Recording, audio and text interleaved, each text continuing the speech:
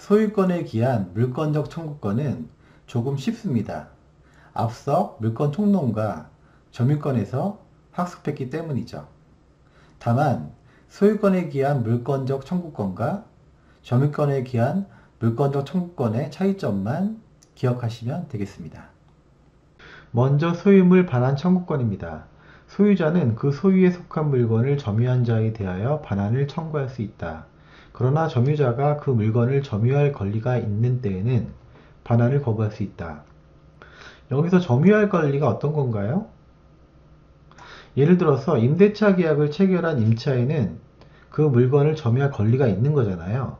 따라서 소유자는 임차인에게 소유물 반환 청구권을 행사할 수 없습니다. 또 반대로 임차인은 반환을 거부할 수 있는 거죠. 소유물 반환 청구권과 점유물 반환 청구권에 대해서 잠깐 비교해 보도록 하겠습니다. 소유물 반환 청구권은 권리 발생 원인에 대한 규정이 없습니다. 보시면은 그 소유에 속한 물건을 점유한 자에 대하여 반환을 청구할 수 있다라고만 되어 있죠. 하지만 점유물 반환 청구권은 점유의 침탈 시에 행사할 수 있다 이렇게 규정하고 있습니다. 또 소유물 반환 청구권은 선악을 불문하고 침탈자의 특별 승계인에게도 행사가 가능하지만은 점유물 반환 청구권은 침탈자의 선의의 특별 승계인에게는 행사할 수 없다고 배웠죠.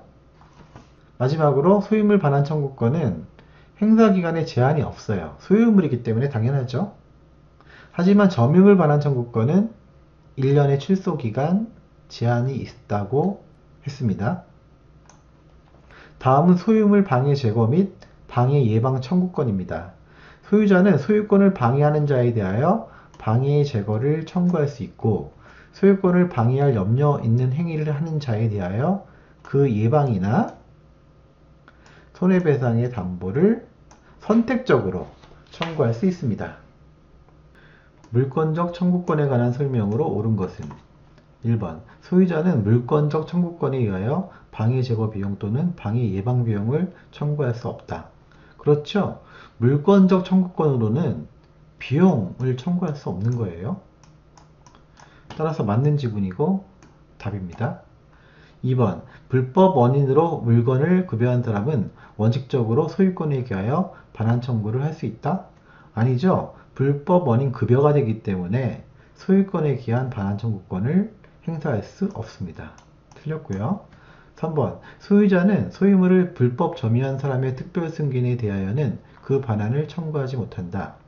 아니죠. 소유자는 선악을 불문하고 특별 승계인에 대해서도 반환을 청구할 수 있습니다. 못한다고 했으니까 틀렸죠. 소유권이니까 당연한 거 아니겠어요? 4번 소유권에 기한 방해 제거 청구권은 현재 계속되고 있는 방해의 원인과 함께 방해 결과의 제거를 내용으로 한다. 아니죠. 방해의 원인 제거를 내용으로 하는 것이지 방해 결과의 제거를 내용으로 하는 게 아니라고 했어요. 따라서 틀렸고요.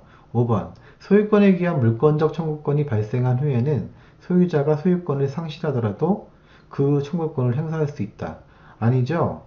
소유권이 없어지면은 물권적 청구권도 같이 없어지게 됩니다. 따라서 소유권을 상실하면은 물권적 청구권도 행사할 수 없게 되는 거죠.